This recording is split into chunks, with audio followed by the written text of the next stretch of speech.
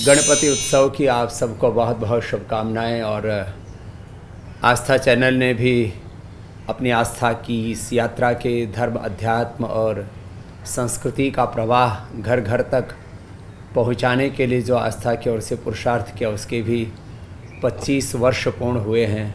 उसके लिए पूरे आस्था परिवार को भी शुभकामनाएं। भगवान गणपति, जिनको हम विघ्नहर्ता, सुखकर्ता, दुखहर्ता कहते हैं, आपके जीवन के सारे विघ्न, सारी बाधाएं, जिन संघर्षों, चुनौतियों के दौर से आप गुजर रहे हैं, उनसे उभरने के लिए भगवान आपको शक्ति, भक्ति प्रदान करें। और गणेश जी के यदि हम उनकी पूजा के बारे में कहें, उनके चरित्र के बारे में कहें और उनकी महिमा के बारे में कहें, तो इनके अनेक इसके निहितार्थ हैं। एक तो गणेश जी हमारे इस वर्तमान युग में श्रद्धेय लोकमान्य गंगाधर तिलक जी ने उनको स्वाधीनता के साथ जोड़ा और उस स्वाधीनता के आंदोलन को मुखर करने के लिए, सारे राष्ट्र को एकजुट करने के लिए उनको सन्मुख रखा। और वेदों में जो गणानां त्वा गणपति गौं से जो हम गणपति की स्तुति करते हैं, वह एक सामूहिक नेतृत्व का एक बहुत बड़ा प्रतीक है, प्रतिमान है। और लोकमान्य गंगाधर तिलक जी ने पूरे राष्ट्र को एकजुट करने में गणपति की आराधना को एक साधना के तौर पर उसका उपयोग किया, और वह इस राष्ट्र के मंगल के लिए था। और वैसे भी गणपति बापा तो मंगल मूर्ति हैं। मैंने एक दिन पूछा अपने महाराष्ट्र के एक साधक से कि गणपति बापा मोरिया का अर्थ क्या होता है।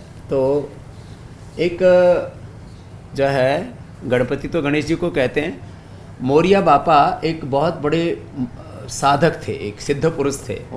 उन्होंने गणपति जी का जो इस उत्सव के समय जो हम उनकी प्रतिमा का उपयोग करते हैं, उनको उसका दृष्टांत हुआ। और उन्होंने एक नदी से यह विग्रह प्राप्त किया, तो उनको उनके नाम से ही गणपति बापा के साथ उनका भी नाम स्तुति में लेते हैं कि उन्होंने यह विग्रह प्रदान किया, ऐसे करके मुझे बताया।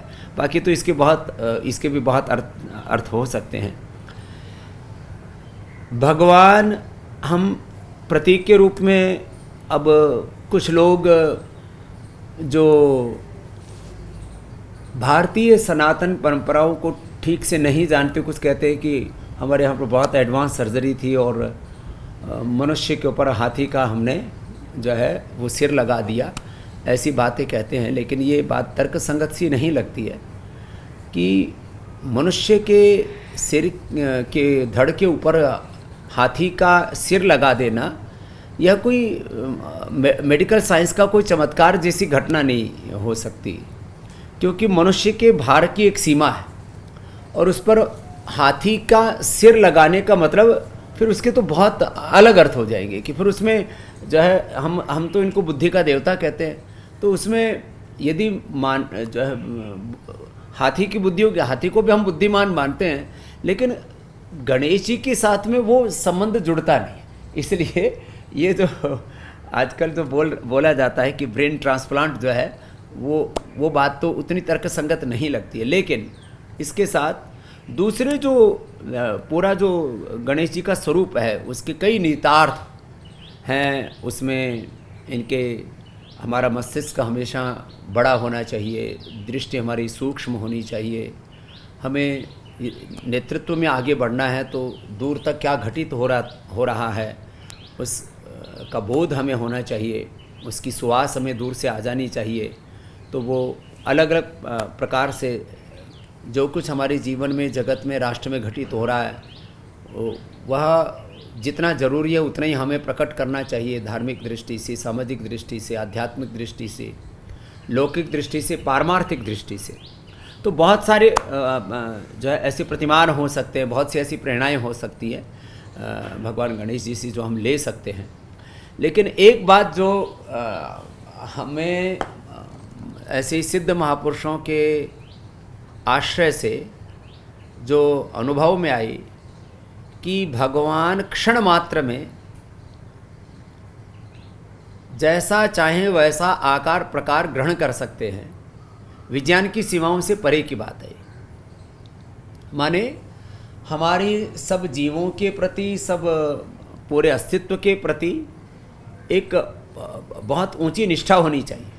सारा जगत भगवान का ही साक्षात विग्रह है, इसलिए दशावतारों में ये सारी सृष्टि भगवान का अवतरण है। जो है सारे आकार उसी निराकार से उत्पन्न हुए हैं। अब निराकार का एक अर्थ तो यह है कि जिसका कोई आकार नहीं है, और निर्गता है सर्वे है आकार आकार है यस्मात् स निराकार। तो भगवान एक तो भौतिक विधान है कि किस बीज से कौन से पेड़ पौधे वनस्पतियाँ होंगी, और उसका एक पूरी भगवान की एक सृष्टि की रचना की एक व्यवस्था है, और सृष्टि के अणु परमाणु उसके आधार पर काम कर रहे होते हैं। लेकिन जो पारमार्थिक सत्य है वो इससे भी परे है। भगवान ये जो दसों अवतारों की अवधारणा है, या हम गणेश जी का, या जो है शिव, अब शिव के कोई पिता नहीं कोई माँ नहीं, वो तो स्वयं हो, फिर भी हम शिव का आकार मानते हैं, और उसमें जो है सारी प्रकृति और सारी जगत का आश्रय उनमें मानते हैं। तो एक बात तो ये कि भगवान शिव का कोई आकार नहीं है, वो शून्य आकार है, और इसीलिए लिंग का मतलब कोई, अब यहाँ भी इतनी दुर्बुद्धि है लोगों के अंदर, और कुछ लोग तो जो सनातन धर्मी हैं वो भी शिवलिंग को इस दूसरे अर्थ में व्याख्यायित करते हैं। शिव माने जो परात्पर ब्रह्म है, उसको एक प्रतीक के रूप में क्या करेंगे, एक शून्य के रूप में। एक लिंग क्या है, एक शून्य की प्रतीति है।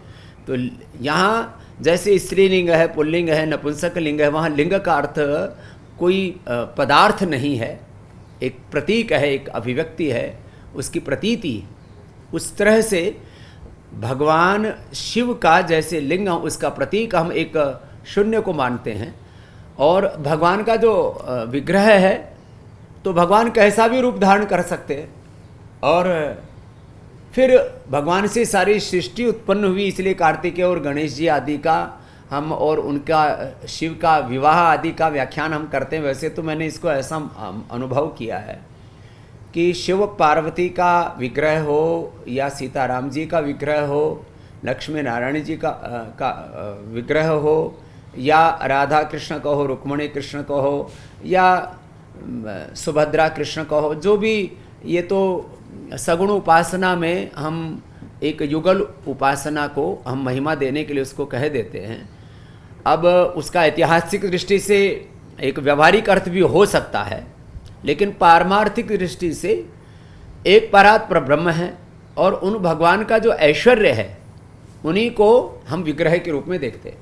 तो भगवान शिव और शिव का जो ऐश्वर्य है वो पार्वती, भगवान राम और भगवान का जो ऐश्वर्य है वो सीता, भगवान नारायण और उनका ऐश्वर्य है वो लक्ष्मी, भगवान कृष्ण और उनका ऐश्वर्य, चाहे उनको गोपियाँ कहें, चाहे उनको राधा कहें, चाहे उनको रुक्मणी कहें, चाहे सुभद्रा आदि नामों से, जिस भी नाम से हम जो है हम किसी भी नाम से उनके को संबोधित करें, ये सत्य है कि एक परात्पर ब्रह्म एक पारमार्थिक सत्ता है, और उनके ऐश्वर्य के रूप में ये सारा जगत और सारी लीला है। तो भगवान गणेश जी भी, भगवान कोई भी आकार प्रकार धारण कर सकते हैं, और ये तर्कगम्य तो नहीं है, भौतिक तत्वों से परे की बात है, लेकिन एक बहुत बड़ा पारमार्थिक सत्य है कि भगवान सर्प से लेकर के, सिंह से लेकर के, अलग अलग रूपों में जो हम अलग अलग देवी देवताओं की उपासना करते हैं, सारे नाम रूप स्वरूप भगवान धारण करने में सक्षम हैं। और हमने स्वयं भी अपने आँखों से ऐसा प्रत्यक्ष किया है, और महापुरुषों की सन्निधि से हमने ये जाना भी है कि भगवान जो है सर्वशक्तिमान हैं, और वो जगत के कल्याण के लिए, या हम सब बालकों को बोध देने के लिए, या सारी सृष्टि का बोध तो हमें भगवान या तो वेद के मंत्रों के रूप में, या शास्त्रों के रूप में, ग्रंथों के रूप में हमें बोध देते हैं, या भगवान अपनी लीलाएं कर कर। भगवान की जो लीलाएं हैं वो पुराणों के माध्यम से, कथाओं के माध्यम से जो हम सुनते हैं, एक भगवान का व्यवहारिक अर्थ है कि जैसा भगवान ने जिया वैसे हम जिए। इसलिए हम बार बार कहते हैं, चाहे योग है, चाहे सनातन धर्म है, वेद है, शास्त्र हैं, सब जीने के लिए है। और एक पारमार्थिक जो अर्थ है, तो हम सब भगवान की तरह तो सृष्टि की रचना करने में समर्थ नहीं हो सकते, लेकिन हम भगवान के अंश हैं। तो हमारे भीतर भी बहुत बड़ा सामर्थ्य होता है।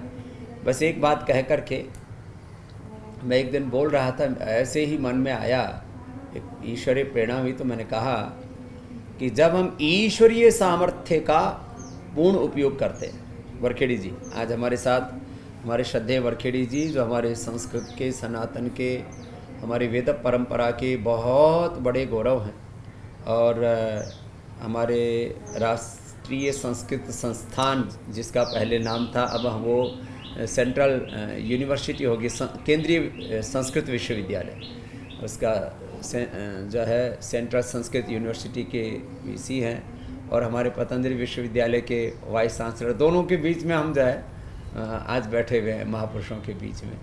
तो हमने एक बात कही एक दिन, फिर हमारे आदरणीय एन पी सिंह साहब कहने लगे, ये बात आपने स्वामी जी कुछ बहुत बड़ी बात कही है, लेकिन ये भी एक बहुत बड़ा तत्व है। तो एक मर्म की बात कि जब हम मनुष्य में प्रकृति परमेश्वर ने जो सामर्थ्य दिया, जब हम मानवीय सामर्थ्य का पूर्ण उपयोग कर लेते हैं, अब पूर्ण की कोई ऐसी कोई सीमा तो है नहीं, मनुष्य में यही परमात्मा ने अपरिमित सामर्थ्य दिया हुआ है। सारी संस्कृति हमारी अनंत की है। जब हम मानवीय सामर्थ्य का पूरा उपयोग करते हैं, जब पूर्ण विवेक से, पूर्ण भक्ति से, पूर्ण पुरुषार्थ से जीवन को जीते हैं, और उस एक स्थिति में पहुंच करके जब भगवान अपने, हम तो भगवान के सब बालक ही हैं, जब भगवान देखते हैं कि इस बालक ने मुझ द्वारा प्रदत्त मानवीय सामर्थ्य का पूरा उपयोग कर लिया है,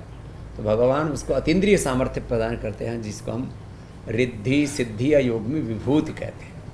तो ये इतनी सी बात मैंने अनेक संदर्भों के साथ जोड़ते हुए कही कि हम गणपति उत्सव या गणपति की महिमा को व्यवहारिक रूप से भी समझें, पारमार्थिक रूप से भी समझें, और सब स्वयं हम गणों का समूह का नेतृत्व करने में, चाहे वो शिक्षा का क्षेत्र है, चाहे चिकित्सा का क्षेत्र है, विधायिका, कार्यपालिका, न्यायपालिका का क्षेत्र है, एग्रीकल्चर है, इंडस्ट्री है, बिजनेस है, सर्विसेज हैं, कितनी सेवाएं हैं, हजारों प्रकार की सेवाएं इस संसार में घटित हो रही हैं मनुष्यों के द्वारा।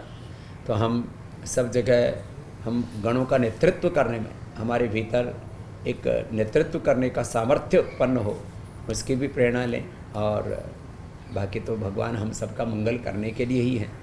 एक बार आप सबको फिर से गणपति उत्सव की बहुत शुभकामनाएं, और गणपति उत्सव पर हम सनातन धर्म के रहस्यों को जानें और अपने जीवन में इन सनातन के सत्यों को आत्मसात करें, और सनातन धर्म के जो विविध आयाम हैं, घटक हैं, उनको आस्था चैनल के माध्यम से हमारे बहुत सारे श्रेष्ठ विद्वान महापुरुष अलग अलग समय में, अलग अलग संदर्भों में कहते रहते हैं। धर्म जो हमारे जीवन का आचरणीय तत्व है, धर्म से अर्जित जो सामर्थ्य उसको हम अर्थ कहते हैं, और उस अर्थ से हमारे शिव संकल्प, तन्मय मन शिव संकल्प अस्तु, सारे शुभ संकल्प हमारे पूर्ण होते हैं, उसको हम काम कहते हैं। और जिसके जीवन में धर्म अर्जित अर्थ से जो समर्थ हो गया है, और उससे जिसके संकल्प पूर्ण हो गए हैं, वही संसार से विरत हो सकता है। संसार के अविवेकपूर्ण कामनाओं से विरक्ति और सत्य धर्म में पूर्ण प्रतिष्ठा, ये मोक्ष है। ऐसे धर्म, अर्थ, काम, मोक्ष जो पुरुषार्थ चतुष्ट है, उसको हम सिद्ध करके, और हम सनातन के पथ पर, वेद के पथ पर, ऋषियों के पथ पर, अपने पूर्वजों के पथ पर आगे बढ़ें, और वही संदेश आस्था के माध्यम से भोर में 4 बजे से लेकर के और रात को 12 बजे तक। एक दिन मैंने ऐसे टीआरपी देखी, तो कुछ लोग रात को देर तक जगते रहते हैं, तो कुछ क्राइम के रिपोर्ट देखते हैं, जिनकी वृत्ति थोड़ी तामसिक और राजसिक होती है। तो अलग अलग जो न्यूज़ चैनल हैं या अलग अलग जो GEC चैनल हैं वो क्राइम की स्टोरियाँ दिखाते हैं। जो थोड़ी भोगी टाइप लोग हैं वो लव स्टोरी देखते हैं। आस्था पर भी 12 बजे तक, आस्था और संस्कार पर 12 बजे तक देखने वालों की बहुत बड़ी संख्या होती है। और हाँ, आस्था और संस्कार ये दो चैनल भिन्न जरूर हैं, लेकिन ध्येय एक ही है।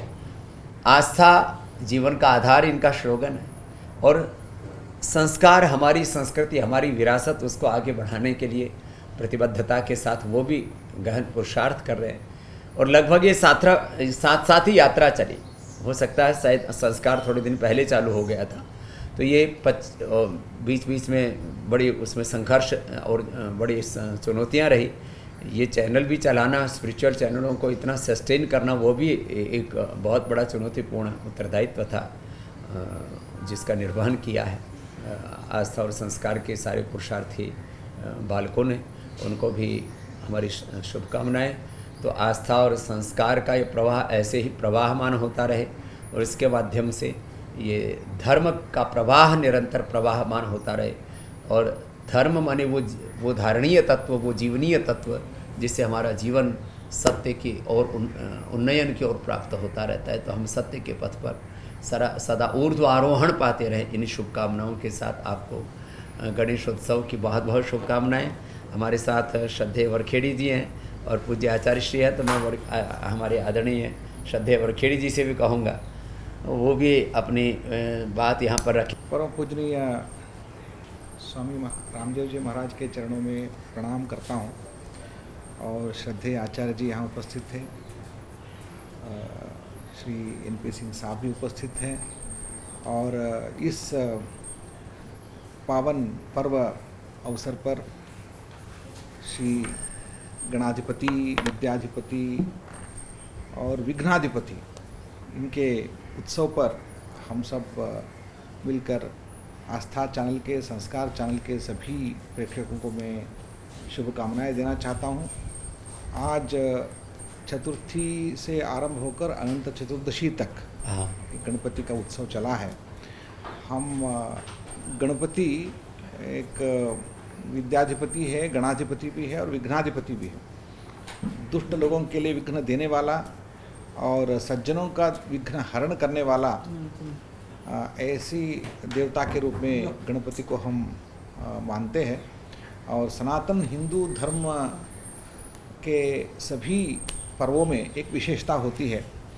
जैसे पूज्य स्वामी जी ने कहा कि ये प्रतीक मात्र है। हमारे सनातन हिंदू धर्म के जितने भी सद्गुण हैं, उन सद्गुणों का एक प्रतीक हम गणपति के रूप में देखते हैं।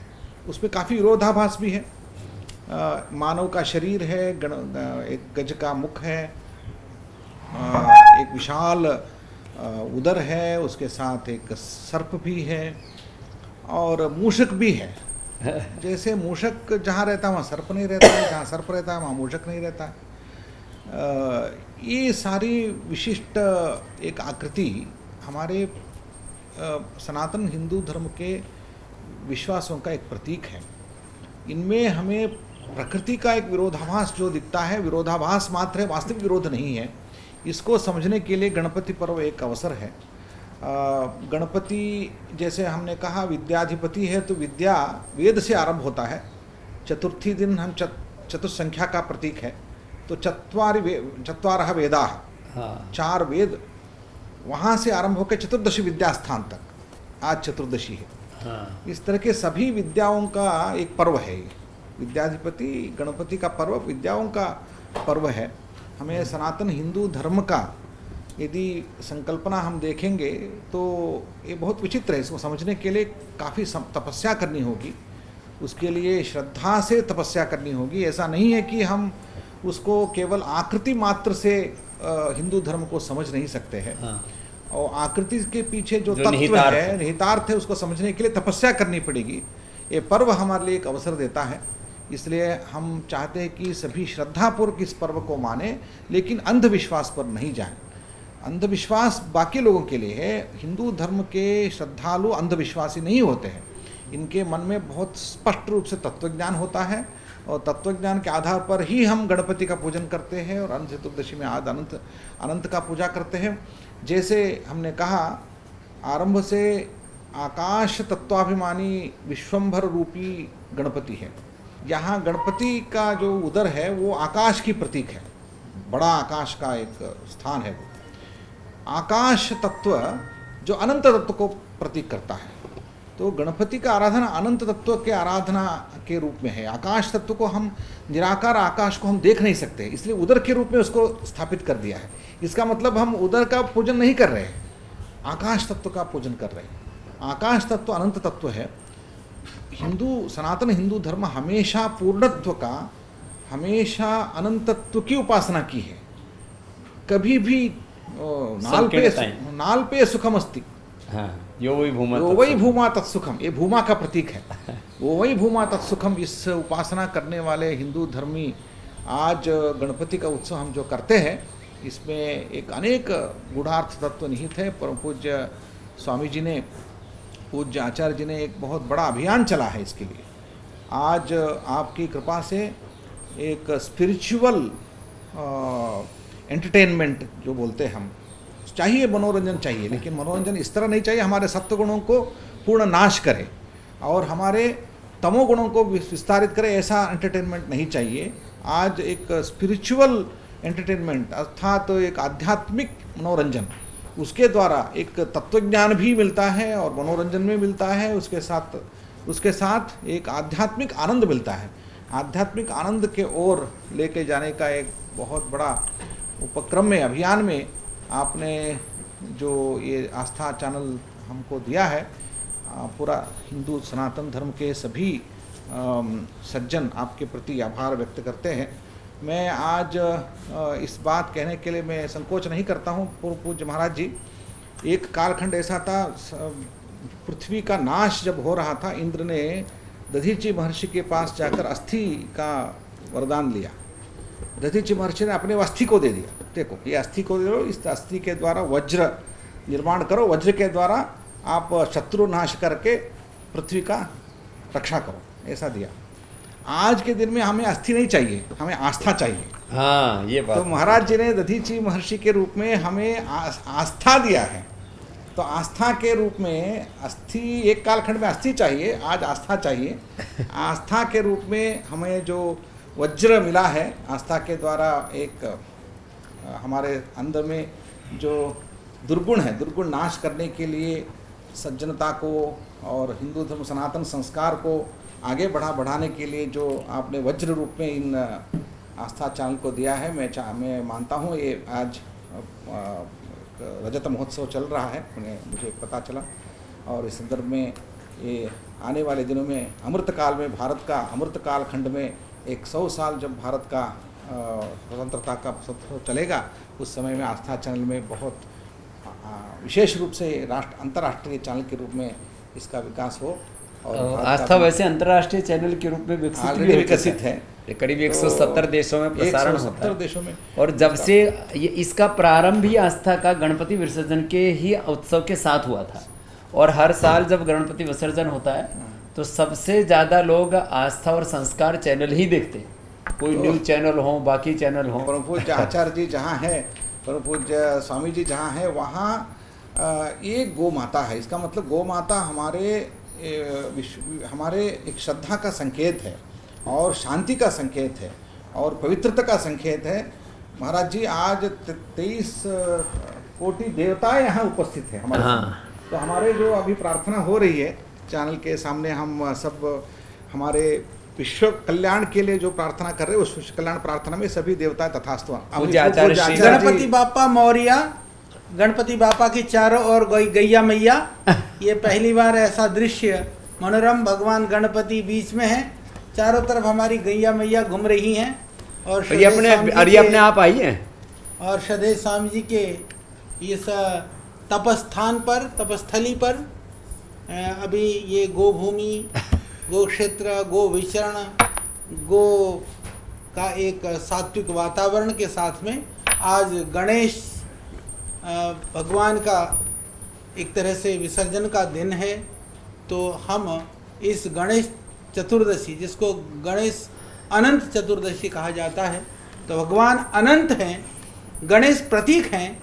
हम उस अनंत की यात्रा के लिए निकल लें और अनंत की यात्रा पर पहुंच करके हम भी उस अनंत में जा कर के लीन हो जाएं, क्योंकि जैसे अभी आचार्य जी ने कहा, वरखेड़ी जी ने, कि यो वही भूमा तत्सुखम नाल पे सुखम अस्ति, ये भूमा का प्रतीक है।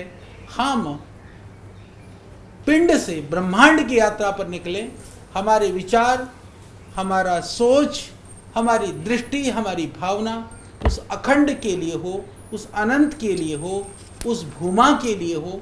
इसके लिए हम भगवान की स्थापना करके, घट स्थापना करने के बाद में भी हम विसर्जन भी करते हैं। यानी हमारी संस्कृति है जहाँ आह्वान की संस्कृति है, हम सभी शक्तियों को, सभी देवों को आह्वान करते हैं। तो वहीं हमारा सामर्थ्य, वैराग्य और जो भाव है वो विसर्जन के लिए भी हम सक्षम हैं। इसका यह प्रतीक है कि भगवान तो सदैव सबके पास, सर्वथा सबको प्राप्त हैं। पुनरअपि प्रतीकात्मक रूप में हम अपनी संस्कृति को, अपनी संस्कृति की विशालता को जन जन तक पहुंचाने के लिए जागृत रूप में, प्रतीकात्मक रूप में इन प्रतिमाओं के माध्यम से हम अपने भाव को, अपनी भावनाओं को, अपने सामर्थ्य को व्यक्त करते हैं। पुनः भगवान गणपति, भगवान गणेश, भगवान विनायक सबको शक्ति, ऊर्जा, शांति और जीवन में आनंद प्रदान कराएं, यही प्रभु से प्रार्थना है। और साथ में आस्था के माध्यम से आप सभी लोग वर्षों से जुड़े, पता भी न चला कितना जल्दी 25 वर्ष पूर्ण हो गए। पूरी एक हमारी ऊर्जा वाली जो टीम है, वह टीम लग करके 24 वर्ष पूरे करके 25 में अभी हम प्रवेश कर चुके हैं। पूरी टीम को आस्था की, जो छोटा से छोटा हमारा कर्मयोगी भाई है, उससे लेकर के पूरी व्यवस्था को जो मैनेज कर रहा है, उन सब भाई बंधुओं को हमारी शुभकामनाएं हैं। आप न केवल एक चैनल का संचालन कर रहे हैं, अपितु आप संस्कृति को जन जन तक पहुंचाने का बहुत ही पुण्यमय कार्य को आप सब कर रहे हैं।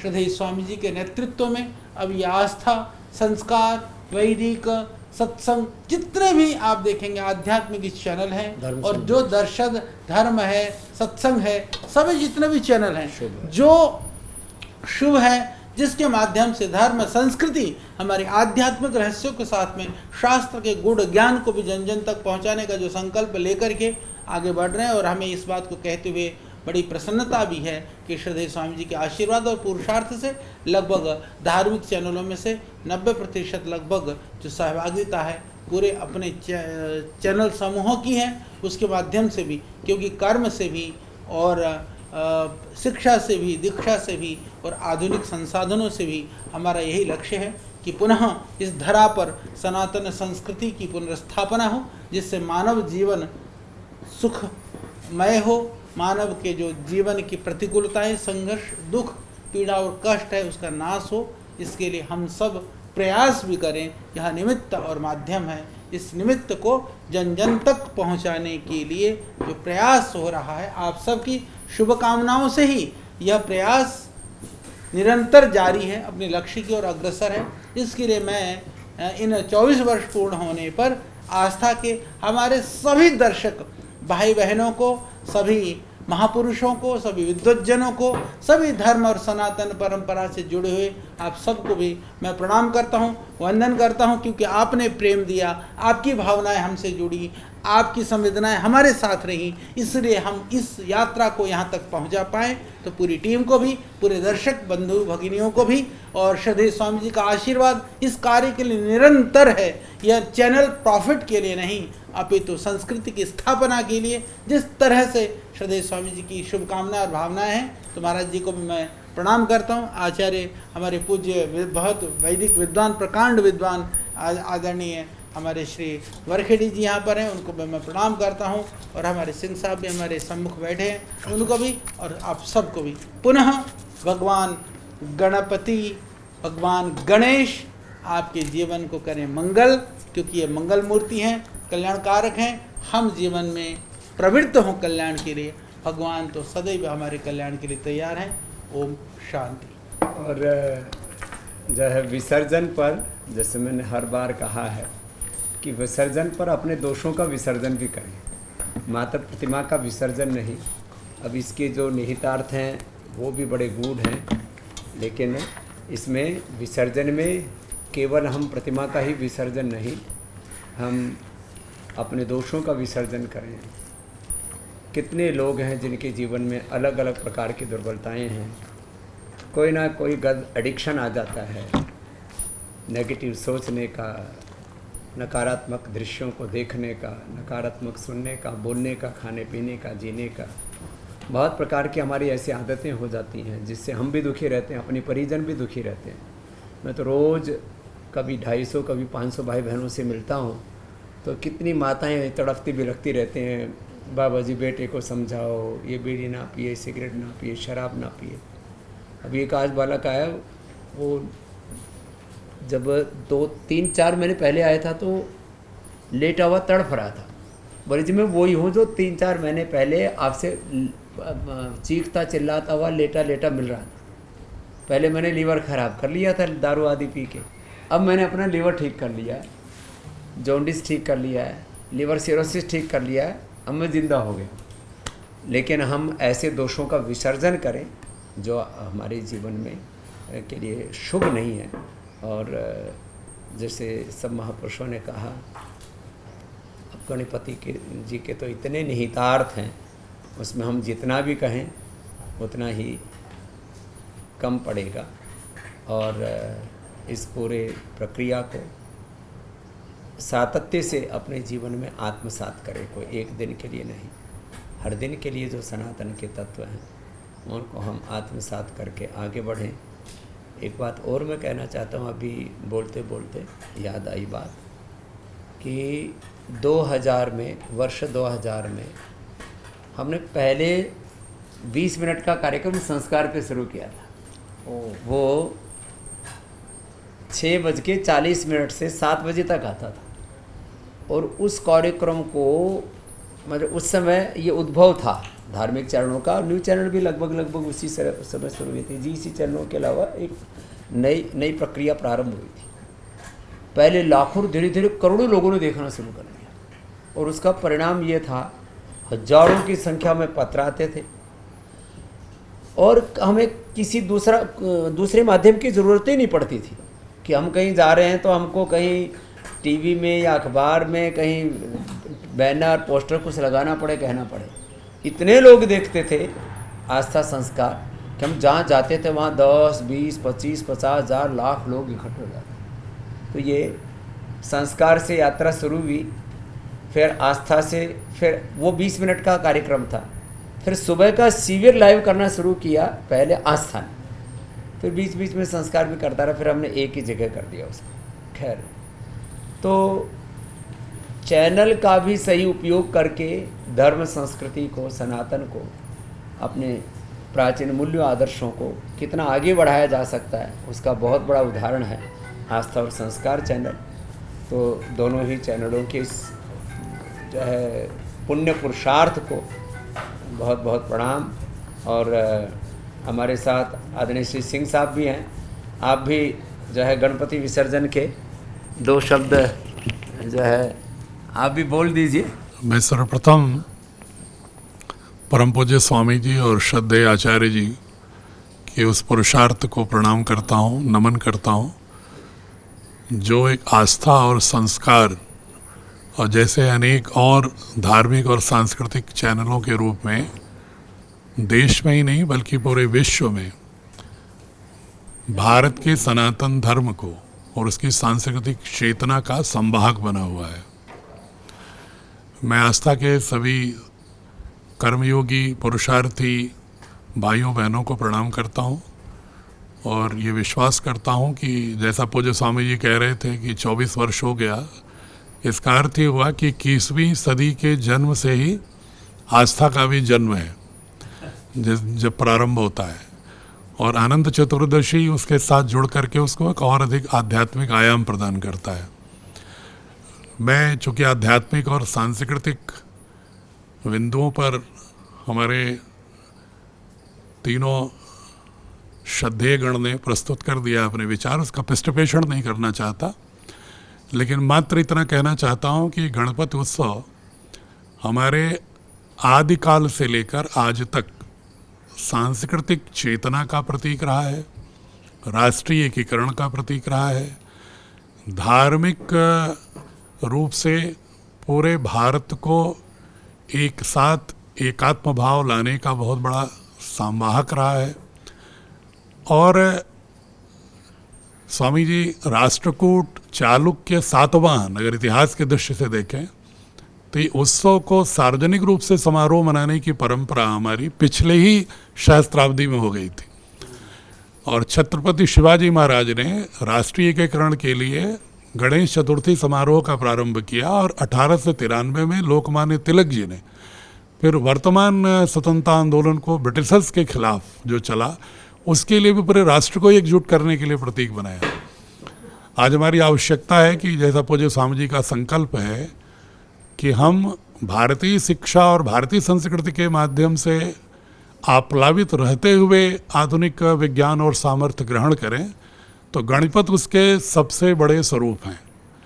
और आज मैं तो यही आह्वान करूंगा भारतीय शिक्षा बोर्ड के से जुड़े हुए सिपाही के नाते कि आप सभी लोग इस अनंत चतुर्दशी पर जो शून्य और अनंत की अवधारणा भारत के अध्यात्म ने दिया है, उस अनंत के सहयात्री होकर भारत में भारत की शिक्षाकरण और भारतीकरण को बढ़ावा देने के लिए भी संकल्प लें।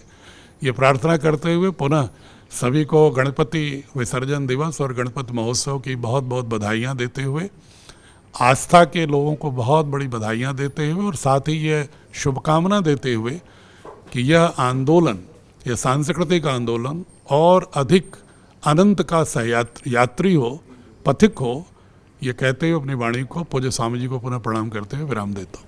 पहले मुंबई से चल रहे थे चैनल, जब ये चैनल नोएडा आए तो उसमें भी बहुत बड़ी भूमिका जो है आदरणीय सिंह साहब की रही है, उसके लिए भी आपको बहुत बहुत प्रणाम है। और वैसे तो आपने पूरे जीवन भर ही जो भी आपके सामने उत्तरदायित्व आया वहाँ आपने जनहित में, सर्वहित में, राष्ट्रहित में, अपने सनातन के हित में अपनी पूरी सांस्कृतिक चेतना को आगे बढ़ाने के लिए सर्वात्मना पुरुषार्थ किया है। और जो राष्ट्रीय एकता की बात आई तो अब पूरे देश में एकता के जो स्वर उठे हैं उसमें हमने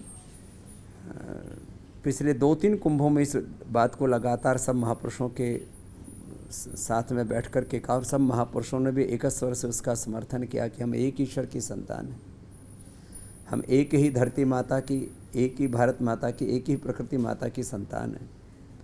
सब एक ईश्वर की संतान होने के नाते, एक धरती माता की संतान होने के नाते सबके भीतर एक ही आत्मा है और सबका पिता एक ही परमात्मा है। तो ये जो एकता का भाव है हमारा, वो हमारा खंडित नहीं होना चाहिए। बाकी सब पहचान हमारी गौण है, हम ब्राह्मण हैं, क्षत्रिय हैं, वैश्य हैं, शूद्र हैं, आदिवासी हैं, वनवासी हैं, हम सब राष्ट्रीय दृष्टि से सब भारतवासी हैं। और पारमार्थिक दृष्टि से तो जैसे मैंने कहा उसको खुदा को, अल्लाह को, ऑलमाइटी गॉड, भगवान वाहिगुरु अकाल पुरख परमात्मा का हो। तो हम जो हमारी सांस्कृतिक विविधता है और उस विविधता के भी बहुत बड़े प्रतिमान हैं गणेश जी। गणेश जी का जो पूरा व्यक्तित्व है वो विविधता को अपने भीतर समाये हुए है।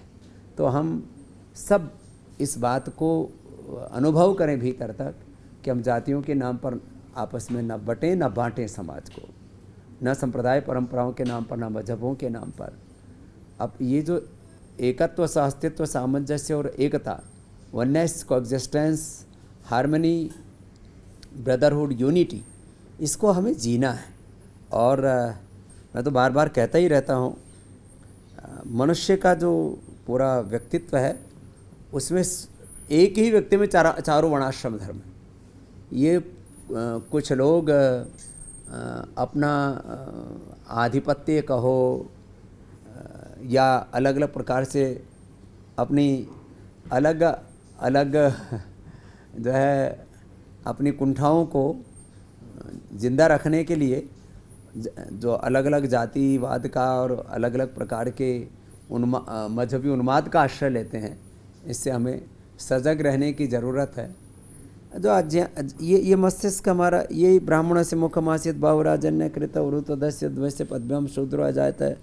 हम अज्ञान से, अश्रद्धा से, हम अकर्मण्यता से, हम सब प्रकार की दरिद्रता से दूर रहें। यही तो ब्राह्मणत्व, क्षत्रियत्व, वैश्यत्व और शूद्रत्व है। ये किसी भी प्रकार से कोई ये जाति की बात नहीं है। ये तो एक विशेष गुण वैशिष्ट्य को अपने भीतर आत्मसात करके हम चार वर्णाश्रम धर्मों को जीने, प्रामाणिकता से जीने वाले बने। माने हम अज्ञान, अन्याय, अभाव और अशुचिता को दूर कर ज्ञान के, न्याय के और सबके सुख के, समृद्धि के, सुचिता के साम्राज्य हम गढ़ने वाले बने।